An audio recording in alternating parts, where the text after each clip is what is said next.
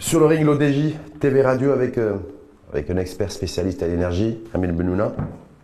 Merci de l'invitation. Merci de l'avoir accepté, merci de l'avoir accepté de monter sur un ring pour un débat énergétique ou énergique. Oui, quoique j'ai la main gauche, je ne suis pas très bon pour la main gauche. D'accord, vous n'êtes pas aussi à l'aise avec la main droite que la main gauche? Non. Amine Bennouna, 3 rounds thématiques avec vous. Premier round qui sont d'actualité d'ailleurs, parce que l'énergie continue et continuera, me semble-t-il, à être d'actualité. Premier round donc sur cette nouvelle feuille de route du gaz. Et cette nouvelle feuille de route gazière, c'est pour aller où? Avec un point d'interrogation. Et est-ce qu'il y a du nouveau? Ça, on reviendra avec vous là-dessus. Deuxième round, la centrale Nour 3, c'est une information qui est tombée il y a quelques jours. Arrêt de l'exploitation. Est-ce que du coup, c'est un coup d'arrêt pour la production d'énergie renouvelable? Et enfin, l'hydrogène. Hydrogène vert, il y a tout un débat entre spécialistes et experts, considérant que pour déclarer que l'hydrogène est vert et donc propre, il y a des préalables et un processus, un circuit qui doit être suivi. Donc vous direz, nous, à la lumière de notre future offre industrielle en matière d'hydrogène et d'hydrogène vert, est-ce qu'effectivement on sera dans les zéro carbone, ou en tout cas une hydrogène à bas carbone? Première round avec vous, Amine Bennouna, sur la nouvelle feuille de route gazière qui a été présentée. Qu'est-ce qu'il y a? C'est pour aller où? C'est l'impression que ça part un peu dans tous les sens dans ce qui est dans les traductions. On ne part pas où, c'est un chemin. En fait, quand on parle de transition énergétique, c'est transition, comme le dit le nom, c'est un chemin, c'est un moyen d'aller vers un objectif. Oui. Alors, le Maroc est en train de faire un choix qui ressemble, à certains égards, aux choix qui sont faits par les Allemands. C'est-à-dire que nous allons retirer progressivement le charbon en le remplaçant d'abord par le gaz naturel. Progressivement, c'est quoi? Est-ce qu'il y a un target là-dessus? C'est intéressant parce que vous êtes un intellectuel, un spécialiste en énergie, et vous êtes totalement autonome, Amine Bennouna. Donc, c'est-à-dire on est aujourd'hui, le charbon, me semble-t-il, je parle sous votre couvert, c'est la première source de production d'énergie chez nous, on est bien d'accord? D'électricité. D'électricité. Oui. Donc, on est sur du charbon qui est majoritairement utilisé aujourd'hui pour produire de l'électricité. Donc, vous dites on est en train de transiter. À quel horizon ce basculement charbon, gaz naturel? Alors voilà, ça va être un mix électrique qui va contenir des dominantes charbon aujourd'hui, à des dominantes gaz naturel au milieu des années 40, et après peut-être tout verdir pour se laisser le temps et laisser le temps aux technologies, à certaines technologies justement de maturer. On reviendra tout à l'heure. Mais est-ce qu'il a signé cette convention aujourd'hui? Qu'est-ce qu'il y a de nouveau? Fondamentalement, ce n'est pas la première fois qu'il y a des conventions qui sont signées et qu'on parle d'infrastructures ou de la mise en place d'infrastructures gazières. Là, j'ai vu qu'il n'y avait aucun montant qui a été annoncé. Non. On parle de points relais, de contacts et de connexions en fait entre différents points d'entrée de gaz en provenance d'Espagne, du gaz liquéfié, naturel liquéfié. C'est ça en fait? Non. Non, c'est quoi? Parce que... Alors aujourd'hui, nous avons un gazoduc qui nous a amené du gaz naturel, qui a amené gaz naturel d'Algérie vers l'Espagne. Le GME. Et le GME, et nous en prélevions une partie comme un droit de péage quelque part, un droit de passage. Nous en prélevions une partie. Ceci s'est terminé, et depuis 2022, fin de 2022, le GME fonctionne en sens inverse, c'est-à-dire que nous faisons livrer du gaz naturel liquéfié en Espagne, lequel espagnol le gazéifie pour nous. Il le fait là-bas direct, il le fait dans le sud de l'Espagne a priori, c'est ça? Dans le sud de l'Espagne. Et puis il le réinjecte dans le GME, qui cette fois-ci revient vers le Maroc. Autrement dit, mais le GME fonctionne en sens inverse. C'est ce qui se faisait, c'est ce qui fait jusqu'à aujourd'hui. Qu'est-ce qui va changer avec cette convention? Alors, lorsque on veut s'affranchir du passage du gaz naturel par l'Espagne, ça veut dire qu'il faut le recevoir dans un port marocain et le gazéifier au Maroc. Voilà, ce qui veut dire... Ça, c'est l'objectif à court terme, c'est l'objectif moyen terme? Non, c'est un moyen terme. C'est un moyen terme, on va dire 5 ans ou enfin... Liquéfier, ça demande aussi un savoir-faire industriel en la matière qui soit bien précis, parce que je me souviens moi... Nous, on ne va pas le liquéfier, nous, on va le gazéifier, c'est plus facile. Gazéifier, c'est quoi la différence entre liquéfier et gazéifier? Liquéfier, c'est-à-dire qu'il est gaz et il est gazeux et on va le rendre liquide. Et le gazéifié, c'est beaucoup plus facile parce qu'il suffit, j'exagère un petit peu, mais il suffit d'ouvrir les vannes pour que le gaz s'échappe. Je me souviens d'un ancien ministre, d'ailleurs, qui avait, je crois que c'était Abdel Amara, d'ailleurs, qui avait chiffré cette infrastructure nécessaire au niveau gazier pour que notre pays se dote d'une infrastructure qui soit, aux normes, en tout cas, exigences internationales. On était autour de 51 milliards de dirhams. Là, il n'y a aucun chiffre qui a été annoncé. Oui, on nous dit que la construction d'un gazoduc du côté de Nador qui serait interconnecté avec le GME. Voilà. C'est beaucoup plus simple parce que ce qu'on est en train de faire, ça n'a rien à voir avec le méga projet du ministre Amara. Là maintenant, il s'agit simplement de substituer la livraison de gaz naturel qui passe actuellement par l'Espagne à la recevoir dans le port de Nador, dans le court terme. Après, il parle d'autres points, etc. Oui, etc. Mais dans un premier temps, c'est le port de Nador qui sera doté d'un. Il faut savoir raison garder. Le port de Nador est à une distance acceptable du GME. Il n'est pas très loin, il est à une centaine de kilomètres plus ou moins. Il est vrai que le port de Tanger est plus proche, mais le port de Tanger est déjà très occupé par les ferries et les... Il y a ça et certaines personnes aussi, observateurs, vous êtes experts dans la matière, disent aussi qu'il y a un souci au niveau du transport. Oui. C'est-à-dire que la solution de Nador, elle est excellente, elle répond à toutes les exigences, surtout, c'est la plus proche géographiquement, et il n'y a pas beaucoup de transport à assurer. Voilà. Alors que Tangemet, c'est un peu plus loin. Et qu'il n'y a pas l'équipement nécessaire aussi, oui, qu'il y a un trafic plus important. Puis la zone est complètement encombrée de différentes, cette fois-ci, superstructures qui sont au-dessus et qui empêchent un gazoduc de passer. C'est pas simple. Alors qu'à Nador, c'est plus simple. Voilà. Donc, concrètement, il faut faire simple. Au lieu que ce gaz naturel liquéfié arrive en Espagne, il va arriver au port de Nador où il va être gazéifié et injecté dans un gazoduc qui va être construit entre Nador et le GME, et il permettra de co-alimenter, parce qu'il y a... Est-ce qu'on va faire des économies en la matière? Parce que là, pour l'instant, on achète du GNL, du gaz naturel liquéfié oui. En Espagne.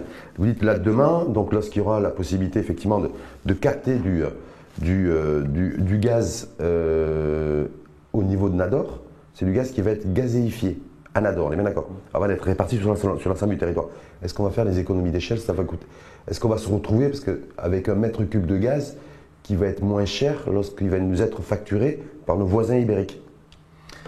Alors, il est vrai que, en fait, pour pouvoir justifier de l'amortissement d'une installation de gazéification, il faut dépasser certains volumes. Il est fort probable qu'avec, je n'ai pas fait d'estimation personnellement, mais il est fort probable qu'avec le milliard de mètres cubes qui représente nos besoins d'aujourd'hui, il est fort probable que ceci ne soit pas suffisant pour être... Il y aura un problème de viabilité économique. Mais il n'est pas impossible qu'il y ait de la distribution, cette fois-ci on parle d'infrastructure, en voilà une autre, de distribution de gaz naturel à des industries qui seraient proches du GME. À ce moment-là, faire des branchements vers des industries qui seraient susceptibles de remplacer le charbon ou le fioul qu'elles consomment actuellement par du gaz naturel. Sauf que certains Benoula considèrent qu'il n'y a pas plus compétitif aujourd'hui que le charbon et que le fioul. Et que donc il y a un problème de coût qui va se poser. C'est-à-dire que même si on gazéifie demain ce fameux gaz du côté de Nador, c'est que ces industries-là, pour qu'elles puissent rester, selon elles en tout cas, compétitives, parce qu'elles ne sont pas non plus très ouvertes sur le monde extérieur. Donc le charbon et le fioul, c'est l'énergie la moins coûteuse. Alors c'est un système complexe. Je pense que nos responsables ne nous ont pas gratifié de la totalité de l'information. Mais il est fort probable, parce que vous savez, quand vous avez un tuyau, vous pouvez y rentrer du gaz du côté droit, du côté gauche, et en sortir dans 2 ou 3 endroits différents, ce n'est pas le problème. Alors imaginez que ce GME va aussi recevoir du gaz, mais cette fois-ci pas liquéfié, des installations offshore, donc des puits de gaz naturel offshore, de l'Ixus. Et qu'il va probablement en recevoir aussi à travers un gazoduc à construire, je ne sais pas s'il est construit ou commencé de construire ou pas encore, qui viendrait de Tendarara. Alors avec tout ça, on aurait plus que le milliard de mètres cubes d'aujourd'hui et on pourrait distribuer. Alors dans ce truc-là, on va avoir 2 apports qui pourrait être très bon marché, c'est-à-dire le gaz naturel marocain. Que ce soit Gazéifié celui de... Non, pas gazéifié, il est gazeux. Il est gazeux, on le sort de sous terre gazeux, on le met dans le tuyau directement, on ne passe pas par la phase liquide. Et donc son transport coûte beaucoup moins cher. Et il n'y a pas de phase de liquéfaction qui est coûteuse, et phase de gazéification qui, elle aussi, coûteuse un peu, mais toujours. Ça rajoute des coûts à des coûts. Donc voilà, en gros, je crois qu'on admet que le gaz naturel, quand il est livré par gazoduc, quand le gazoduc ne coûte pas trop cher, etc., arrive à coûter environ entre moitié et un tiers du gaz naturel qu'on doit liquéfier et regazéifier. Donc Alors, dans ces conditions-là, maintenant, on ne sait pas quel est le mélange qui a été prévu, parce que si c'est simplement remplacer le milliard de mètres cubes qui arrive aujourd'hui pour le faire passer par Nador, à mon avis, et non plus par l'Espagne, à mon avis, les comptes ne doivent pas... Ça ne va pas bouger. Ça ne doit pas être rentable. Par contre, en voyant un peu plus large, en essayant de... Il faut imaginer qu'il y a quand même 2 milliards. Pardon, il y a quand même 2 millions, c'est ça, 2 millions de tonnes d'équivalent de pétrole qui aujourd'hui sont consommés, c'est-à-dire à peu près 10%, 6-7% de la consommation énergétique de tout le Maroc, qui sont consommés par les industriels qui utilisent du charbon et du fioul. Pas pour produire de l'électricité, mais pour leur bien industriel. Donc, si on leur offrait du gaz, d'abord, ça va permettre de baisser leur empreinte carbone, et ensuite, aussi, ça va permettre aussi de leur offrir un combustible moins cher. Sauf qu'il va falloir que ces entreprises-là, ces unités industrielles-là, du coup, n'investissent pas dans des panneaux solaires photovoltaïques sur leur toiture pour basculer en énergie renouvelable et pour avoir un bilan carbone qui soit positif et pouvoir exporter de la tomate, des agrumes ou d'autres produits et fabriqués au Maroc, mais donc du coup de s'équiper en gaz. Donc la conversion, le sujet qui se passe aujourd'hui, voilà, c'est est-ce qu'on peut... c'est pas on peut, c'est on doit mener toutes ces choses-là de front. Et en parallèle. Est-ce que la priorité doit être à l'équipement gaz et gazier pour la transition ou sur les énergies renouvelables? Le gazier, la transition, c'est une transition vers le décarboné à 100%. C'est ça, c'est la transition. Le chemin que nous avons pris consiste à d'abord baisser ce qu'on appelle les intensités d'émission de notre électricité. Notre électricité aujourd'hui, chaque kilowattheure produit au Maroc émet, alors en 2023 les choses se sont améliorées par rapport à 2022, émet quelque chose comme 670 grammes de CO2 par kilowattheure. Il y en a qui vont jusqu'à dire 700, 720, 740, 750 grammes de CO2 par kilowatt. C'était l'année précédente. En 2022, c'était 750. On a baissé parce qu'on a produit au gaz naturel. En 2022, on n'avait pas de gaz naturel et on a fait tourner le charbon. On est descendu en dessous de 700 grammes. Ah oui, on est descendu à la production en dessous de 700. Juste dernière petite question là-dessus, parce que c'est aussi la question d'actualité, Amin Benouna.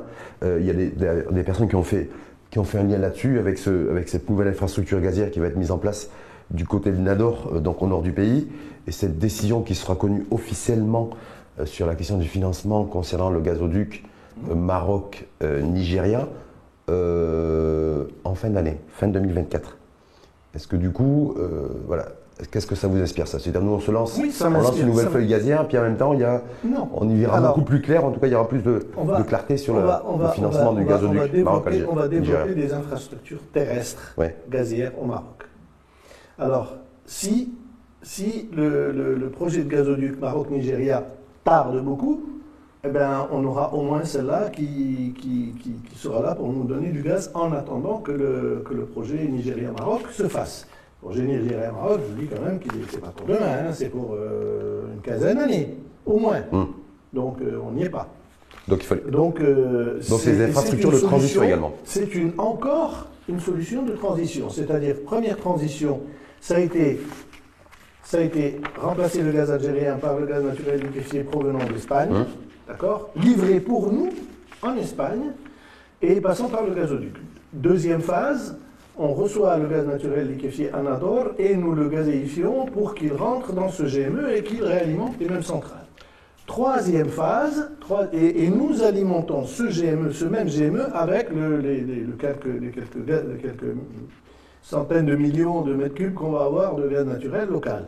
Et tout ça, c'est en attendant que le gazoduc Nigeria-Maroc. Ce projet pharaonique qui va coûter d'ailleurs, parce qu'il a été chiffré, si on doit y voir plus clair sur l'autorisation, la décision sur le financement, mais il est chiffré à 25 milliards de dollars. Voilà, on parle en dollars, 25 milliards de dollars. Amine Benouna sur le deuxième round, toujours sur le domaine et le secteur de l'énergie, ce qui a aussi fait l'actualité en début de semaine, avec peut-être aussi des messages et des contre-messages. C'est comme des feux et des pare-feux un peu partout. C'est cette centrale Nour 3 qui refait parler d'elle une deuxième fois, voire une troisième fois ces quelques dernières années. Arrêt de l'exploitation, c'est la décision qui a été prise sur Nour 3 jusqu'à la fin de l'année, jusqu'à novembre 2024 d'ailleurs.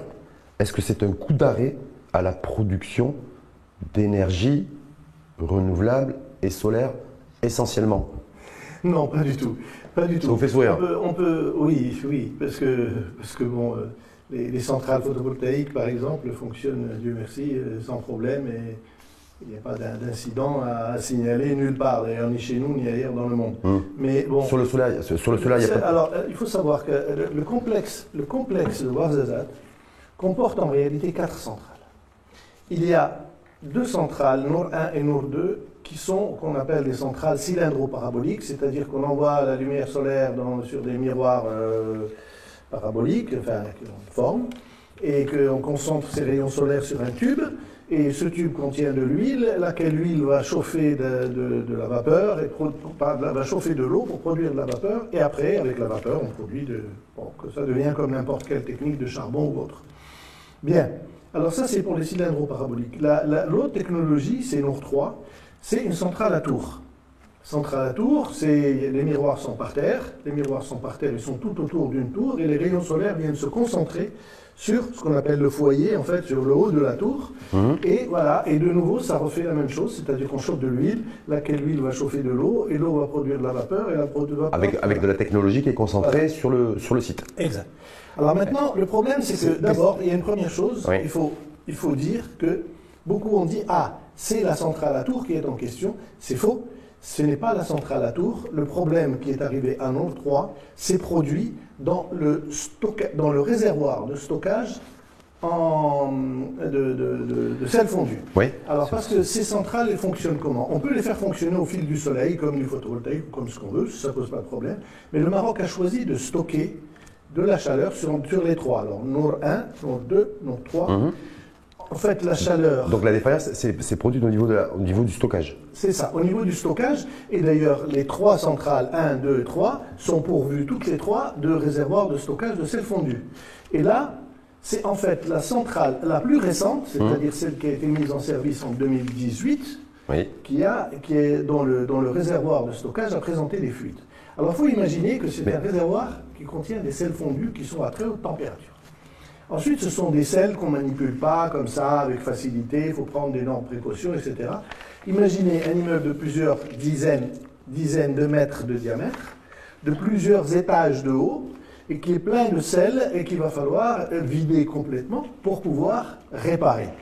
Alors, réparer ou remplacer, je me suis laissé dire que ce réservoir est encore sous garantie, et que ce qu'on appelle la réception définitive ça ne serait pas à la charge de... Donc c'est encore à la charge de l'entreprise chinoise qui l'a fourni. L'entreprise chinoise qui l'a fourni, sauf que certains experts spécialistes, observateurs avertis comme vous, se disent en fait il y a un problème de stockage, c'est pas la première fois que Nour,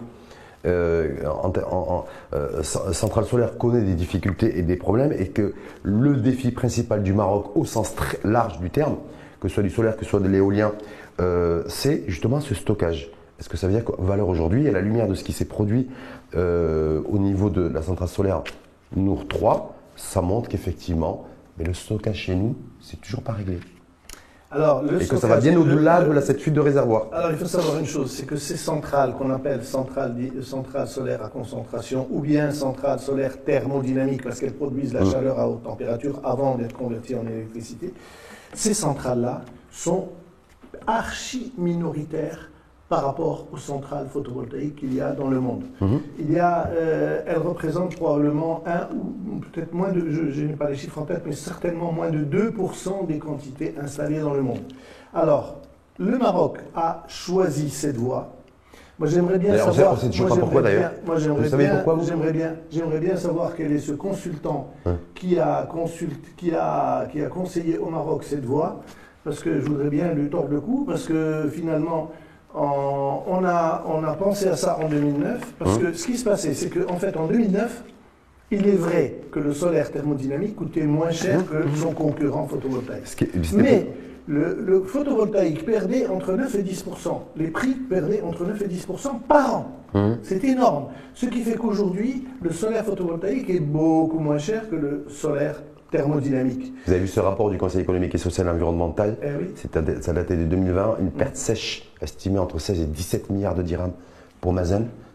C'était des experts, je ne sais pas si il y avait la contribution de Amin Bennouna là-dessus. Et en pointant du doigt exactement ce que venait de dire Amin Bennouna, c'est que le choix qui avait été fait était coûteux, mais pas du tout justifié, et qui en fait avait créé de la surchauffe sur le prix. Enfin, et sur la charge financière. Je ne suis pas là pour défendre ni Mazen ni M. Bakoli, mais le choix était antérieur à l'existence même de Mazen. Donc, qu'on soit très clair là-dessus, c'est quelque chose qui est avant, qui a été imposé à Mazen, à sa création, et maintenant Mazen doit le gérer avec l'exploitant qui est Aqua Power. Amin Bennouna, donc la décision qui a été prise en tout cas en début de semaine, c'est l'arrêt total d'exploitation de la centrale solaire Nour 3, donc suite à cette panne solaire qui officiellement vient le communiquer suite à une fuite de réservoir de sel fondu. Donc on a très bien compris et saisi que c'était une défaillance technico-technique. Non, c'est une fuite d'un réservoir. C'est un réservoir qui doit être percé, c'est de la chaudronnerie, c'est de la tôle. Mais comme ça fait 2 fois en 2-3 ans, donc on peut dire que l'enjeu de stockage de cette énergie n'est pas réglé, on ne le maîtrise pas encore totalement et on est encore plongé dans l'inconnu. En tout cas, on n'a pas forcément on est dans les ténèbres. Il n'y a pas forcément de lumière là-dessus. Perte de revenus estimée, il y a des chiffres qui ont circulé à hauteur de 5 milliards de dirhams. Est-ce que Amin Bennouna confirme ou pas? Complètement farfelu. Complètement farfelu. Il faut bien se dire que, alors on va faire un calcul rapide devant tout le monde, je ne vais pas affirmer un chiffre comme ça parce que pour contredire il faut amener des éléments factuels. Probant, hein. Voilà. Alors la centrale, le complexe de Ouarzazate représente à peu près 4% de l'électricité produite au Maroc, environ. Voilà. 4%, un peu plus, un peu moins, on n'est pas là. La Nour 3 représente un quart de ça, c'est-à-dire environ 1% de l'électricité produite au Maroc, c'est-à-dire environ 400 à 400 gigawattheures par an. Ces 400 gigawattheures par an... 400 gigawattheures par an, c'est quoi? C'est 150 000 foyers à éclairer à peu près juste pour avoir des...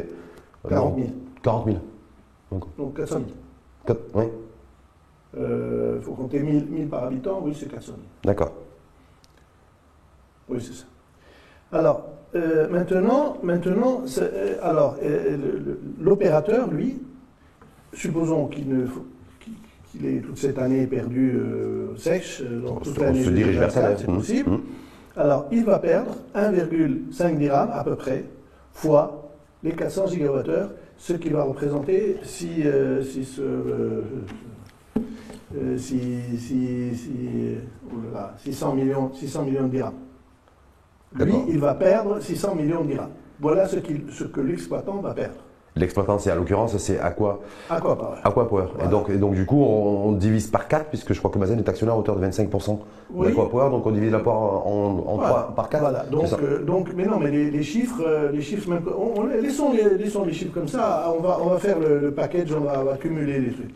Mais d'un autre côté, il faut bien savoir que chaque kilowattheure qui aujourd'hui sort du complexe de Ouarzazate, à part Nour 4, bref, globalement, l'ensemble du complexe de Ouarzazate coûte à Mazen 850 millions de dirhams par an. L'ensemble du complexe. D'accord? Pourquoi? Parce qu'ils achètent une électricité qui mixée coûte environ 1,60 dirham, qu'ils revendent à l'ONU à 85 centimes. Ça fait une perte sèche de 65 centimes par kilowattheure, qui est en fait une subvention à ce projet. Alors, si Nour 3 ne marche pas, Mazen ne va pas acheter de l'électricité à 1,50 dirham. Et sa trésorerie va être soulagée. Et quel impact pour l'ONU? Pour l'ONE. Et quel impact pour le consommateur final si on va jusqu'au bout de la chaîne? Non, rien du tout. Rien du tout. Aucun impact? Non. Alors, parce qu'on parle ici de 1%. Ouais. On parle ici de 1%. Donc, remplacer 1% de l'électricité produite au Maroc qui nous manque, ça va être très facile de la substituer. Le plus facile, c'est d'importer. D'accord? Mais chose qu'on ne fera pas. Mais l'ONE a déjà.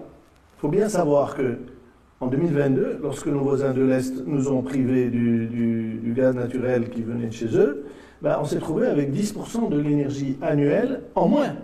Et on a réussi à y faire face. Et là, il n'est pas question de 10%, mais seulement de 1%. Donc il faut ramener les choses à leur juste valeur. Mais sur la production, en tout cas sur la contribution Bien sûr, du parc. Il y a un problème d'image. Oui. Cette belle installation qui a été inaugurée par Sa Majesté, dont nous parlons beaucoup, etc.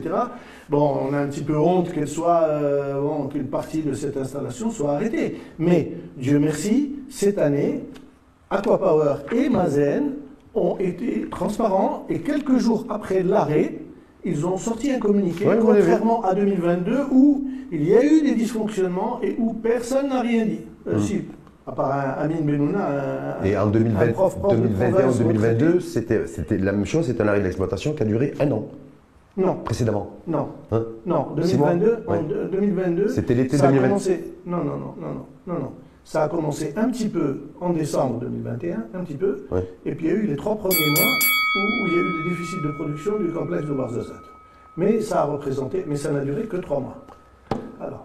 On passe au 3e round, autre sujet qui a fait l'actualité, qui continue à faire l'actualité aujourd'hui, c'est cette annonce d'offre nationale en matière d'industrie, parce qu'on parle d'industrie, d'hydrogène et d'hydrogène vert, c'est ce qui a été précisé chez nous. Et la grande question qui se pose aujourd'hui, est-ce que c'est un vecteur d'énergie qui est propre et totalement décarboné parce que certaines voix s'élèvent et commencent à dire attention, parce qu'il y a peut-être l'intention chez nous, dans l'esprit de certains, de miser sur le gaz aussi, d'utiliser cette source d'énergie, donc cette énergie gazière, pour fabriquer demain de l'hydrogène vert. Et donc du coup, on n'aurait pas forcément un hydrogène totalement vert. D'abord, le gaz est encore pour nous trop précieux, trop rare, nous n'en avons pas assez. Le gaz naturel, j'entends, qui n'est pas le gaz butane, je le rappelle parce qu'il y en a encore beaucoup qui confondent la provision. Le gaz naturel est trop précieux pour nous pour que nous en fassions de ce qu'on appelle du reformage, du méthane pour produire de l'hydrogène. Donc, on ne fera pas ça. Et l'hydrogène vert n'est pas basé sur la production d'hydrogène à partir de gaz naturel. Il faut le prendre. Est-ce que vous écartez, Amin Bennouna, toute intention éventuelle ou toute hypothèse hypothétique d'utiliser du gaz demain pour produire de l'énergie, de l'hydrogène vert, à partir du gaz? Alors, il faudrait d'abord qu'on invente la technologie pour le faire, parce que nous ne l'avons pas, elle n'existe pas. Parce que les gens qui ont du gaz, ceux qui produisent de l'hydrogène à partir de gaz naturel, ce sont des gros producteurs de gaz naturel. D'accord? Et ils ont en général de l'énergie à tire-larigot et ils n'ont pas besoin d'aller chercher des technologies vertes pour le faire.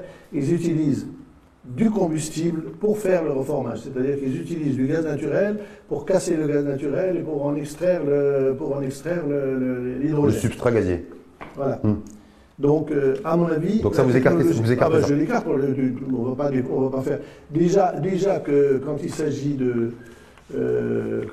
de transfert de technologie, on y met du temps. Alors, si on devait attendre de développer nous-mêmes nos propres technologies, on n'y est pas. Est-ce que de dire aujourd'hui, par exemple, on va produire effectivement de l'hydrogène vert, ou certains acteurs en tout cas, parce que je crois qu'on est en quête, il y a une convention d'investissement qui est ouverte aujourd'hui pour les potentiels investisseurs dans ce secteur ou ce segment. Mais est-ce qu'on a l'infrastructure? Qu'est-ce qu'il y a d'existant chez nous, Amin Bennouna, aujourd'hui, pour lancer une feuille de route industrielle concernant l'hydrogène vert? Parce qu'on a l'impression qu'en fait, en dehors d'une convention d'investissement, on n'a pas grand-chose. On n'a pas d'unité industrielle pour fabriquer des électrolyseurs. C'est l'occasion qui fait le larron. Et quand il y a un marché, il y a une offre. Alors là, déjà, on a, comme nous l'avons déjà écrit par ailleurs, nous en avions déjà parlé, l'OCP est aujourd'hui demandeur de 150 000 tonnes l'hydrogène vert en 2020, 30 ou 31. Donc il y a déjà une offre il y a déjà une demande, pardon, qui va permettre de démarrer et de créer un embryon de marché. Ensuite, il y a d'autres, comment on dit, off-takers qui vont être intéressés à se greffer sur cet embryon de marché pour eux aussi demander de l'hydrogène vert en marge de ce qui va être fait pour l'OCP. Et voilà, et donc dans un premier temps, nous allons produire de l'hydrogène vert destiné non pas à l'énergie, mais destiné à des usages industriels, essentiellement des usages destinés à faire ce qu'on appelle de la réduction, c'est-à-dire d'enlever de l'oxygène de certains produits chimiques. Et voilà, donc ça c'est dans un premier temps. Alors l'hydrogène, ce n'est pas une source d'énergie, à moins qu'on puisse le trouver dans le sous-sol. Il y a quelques pays qui en ont un petit peu. Bon, mais ça, c'est pas, à part ça, c'est pas une source d'énergie, c'est un vecteur, c'est un moyen d'avoir un moyen de déplacer de l'énergie d'un point à un autre. Et donc, le temps que ces technologies deviennent moins chères et que l'hydrogène vert devienne moins cher, auquel cas, nous allons pouvoir rouler à l'hydrogène et maîtriser les intermittences du soleil et du vent. Ça demandera dans un horizon beaucoup plus lointain que cet horizon gazier que vous évoquiez. Ah non, l'horizon gazier, c'est la transition. C'est le plus immédiat, on est bien d'accord. Oui, mais l'hydrogène, il est bien d'accord. Ouais. On peut pas. Pourquoi on peut pas? C'est très simple. C'est pas une question de technologie. Aujourd'hui, c'est une question de coût. Aujourd'hui, l'hydrogène produit, on sait que dans les endroits où il y a du soleil, tout ça, on peut avoir bénéficié de conditions correctes, etc. On peut descendre entre 2,5 et 3 dollars le kilowattheure. Alors, entre 2,5 et 3 dollars le kilowattheure, les spécialistes disent qu'il faut descendre à 1 dollar. Donc, il va falloir que le coût de production descende, soit réduit à un tiers de sa valeur d'aujourd'hui, pour qu'on puisse l'utiliser dans l'énergie. Sinon, tant qu'on n'est pas à 1 dollar, on n'y sera pas. Alors, ce qui va se produire, c'est qu'il va y avoir des pays pionniers, comme l'Allemagne, qui vont acheter de l'hydrogène vert cher. Parce qu'ils sont dans une phase de transition et ils veulent remplacer l'alimentation de leur turbine, de leur centrale au gaz à cycle combiné, remplacer l'alimentation qui est aujourd'hui au gaz naturel, la remplacer par de l'hydrogène. Et ça va créer une boule de neige de demande. En utilisant de l'hydrogène vert, mais avec du nucléaire ou sans nucléaire? Parce qu'en Allemagne, il y a tout un débat. Vous parlez de ces débats-là aujourd'hui. Ils sont, après avoir tourné la page du nucléaire. Pour l'instant, comme il y a une rivalité franco-allemande sur les choix énergétiques de l'Europe, pour l'instant, les Allemands excluent l'usage de ce qu'on appelle l'hydrogène bleu, c'est-à-dire l'hydrogène produit à partir du nucléaire. Pour l'instant, ils excluent. Les Français, eux, de leur côté, ils n'excluent pas d'en produire, dans l'idée de le vendre demain aux Allemands. Autre chose pour nous, en tout cas, ce bon de commande, vous disiez, 150 000 tonnes de besoins exprimés par l'OCP, l'Office chérifien des phosphates à l'horizon 2000, pas 30 mais 31, vous êtes très précis là-dessus. Mais ça nécessite aussi, pour produire de l'hydrogène, ça consomme énormément d'énergie. C'est un peu comme les stations des dessalements d'eau de mer. Donc, se dire, voilà. Mais si c'est de l'hydrogène vert, c'est que c'est produit avec de l'électricité verte, c'est-à-dire qu'il va falloir mettre les panneaux solaires et les éoliennes qu'il faut pour ça.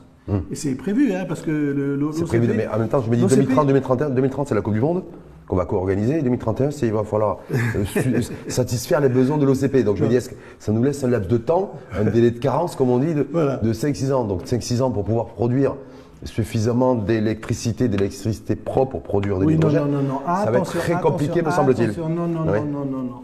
Les centrales solaires et éoliennes qui vont produire ces 150 000 tonnes destinées à l'OCP font partie d'un package de 5 gigawatts prévu par l'OCP pour, entre autres, ce projet. Parce qu'ils n'ont pas que l'hydrogène vert, ils ont aussi, ils veulent ne plus utiliser d'eau conventionnelle, donc ils vont dessaler de l'eau de mer pour leurs propres usages industriels. Et tout ça, ça donne un besoin en puissance installée qui va se chiffrer à 5 gigawatts. Et pareil, à l'horizon 2031. 2031. Dernière question, Amin Benouna, parce qu'on a commencé à parler de cette nouvelle feuille de route gazière. Donc, vous avez très bien expliqué avec de belles démos aussi, le fait que le gaz, en fait, qui viendra toujours d'Espagne, qu'on importera. Donc, on renforce notre indépendance aussi énergétique, en tout cas gazière, à l'égard de l'Espagne. Donc, ce gaz sera transporté, stocké dans un premier temps à Nador, puisqu'il y a une infrastructure là qui sera mise en place dans un premier temps. On a parlé de la centrale Nour 3 qui est à l'arrêt pour la deuxième fois en 2 ans, et de l'hydrogène. Le consommateur marocain, le citoyen marocain, le ménage marocain, quand il voit tous ces projets-là qui ont nécessité des investissements capitalistiques importants, que ce soit pour le gaz, pour les énergies renouvelables, les centrales Nour 1, Nour 2, Nour 3, lui, il n'a pas vu son kilowatt bouger. On nous dit toujours heureusement que l'ONE met toujours un peu de subvention et pour maintenir un kilowatt à des prix abordables. Il n'a pas vu son prix du kilowattheure bouger. Il n'a pas bougé. Est-ce qu'avec tout ça, à l'horizon 2031, pour ne pas dire 2030, est-ce que le kilowattheure, c'est-à-dire clairement, est-ce que le Marocain pourra avoir lui de visu, et clairement, il aura un retour sur investissement sur tout ce qui a été investi, à la fois sur les Nours, à la fois sur les infrastructures gazières? Alors, les Nours, aujourd'hui, j'aimerais quand même dire quelque chose d'important. Le Mazen, aujourd'hui, achète du solaire, d'accord? Oublions la partie photovoltaïque, ne parlons que de la partie la plus chère, les fameuses trois centrales thermodynamiques de Ouarzazate, et qu'il paye pratiquement à 1,50 dirham le kilowattheure. Mais cela ne représente que environ 1200 gigawattheures par an. Mais Mazen aujourd'hui, la même Mazen dont nous parlons, aujourd'hui achète pour presque 5000 gigawattheures d'éolien qui ne lui coûtent que 35 centimes. Alors l'ensemble des deux, solaire plus éolien, elles le vendent à l'ONU à 85 centimes. Donc, je crains beaucoup moins pour la trésorerie de Mazen aujourd'hui qu'il y a 3 ans. Mais la trésorerie des Marocains, des Marocaines et des Marocains, est-ce qu'elle aurait un impact? Parce qu'il y a cette fierté nationale de voir le pays se doter comme ça de projets avant-gardistes en tout cas, parce qu'on l'a été, mais concrètement, en quelques mots, Amin Benouna, est-ce qu'à l'horizon 2030-2031, selon vous, il y aura un coût de l'énergie pour l'ensemble des Marocaines et des Marocains qui sera moins cher ou pas? Jamais cette question, me semble-t-il, a été posée de manière aussi frontale, et il n'y a jamais eu de réponse concrète. Alors je la pose de manière frontale, dans l'attente d'une réponse concrète. Voilà. Je pense que le prix de l'électricité ne bougera pas d'ici 2030. Il ne montera pas. Même pas en 2031 ? Il ne devrait pas descendre. Par contre, il ne devrait pas descendre, c'est certain.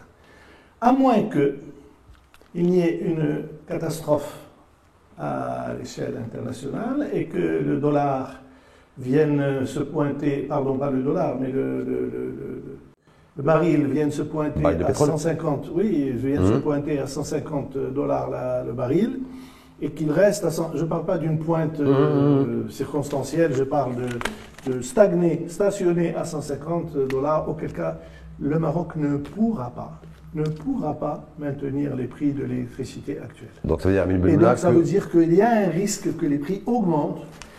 Il n'est pas impossible que ça ne baisse pas, mais il y a un risque que ça monte. Il y a un risque que ça monte, en tout cas, vous dites 2030 ou 2031, il y a peu de risques que la facture d'électricité de nos concitoyennes et concitoyens puisse baisser. Peu probable. Ben voilà, on finira là-dessus. Oui.